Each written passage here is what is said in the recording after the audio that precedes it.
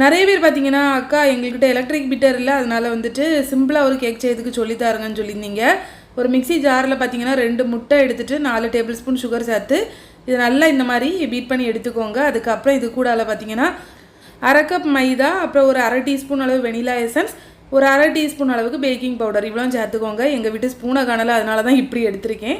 மைதா மாவு சேர்த்த பிறகு ரொம்பலாம் போட்டு பீட் பண்ணக்கூடாது. லைட்டாக அந்த மாவு மட்டும் கட்டிலாம் மிக்ஸ் ஆனோடனே எடுத்துகிட்டு இது கூட 1 டேபிள் ஸ்பூன் ஆயில் சேர்த்து மறுபடியும் ஒரே ஒரு வாட்டி மிக்ஸ் பண்ணி எடுத்துக்கோங்க. இதை இந்த மாதிரி ஒரு கேக் டின்னுக்கு மாற்றிட்டு ப்ரீஹீட் பண்ண அவனில் வச்சு பேக் பண்ணி எடுத்துக்கலாம். 15 நிமிஷம் போல் தான் பேக் பண்ணுறதுக்கு ஆகும், பார்த்துக்கிடுங்க. இந்த கேக் பார்த்திங்கன்னா ரொம்ப ஹைட்டு வரல, அதுக்கப்புறமா சாஃப்ட்னஸ் வந்துட்டு நம்ம நார்மலாக பீட் பண்ணி செய்யக்கூடிய கேக் அளவுக்கும் வரல. பட் பார்க்குறதுக்கு கேக் மாதிரி தான் இருந்துச்சு, டேஸ்ட்டுமே கேக் மாதிரி தான் இருந்துச்சு. நம்ம எப்போவாச்சும் சாப்பிடணும் கேக் சாப்பிடணும் போல் இருந்துச்சு, ஆனால் பீட்டர் இல்லை அப்படின்னா இந்த மெத்தட் ட்ரை பண்ணி பாருங்கள்.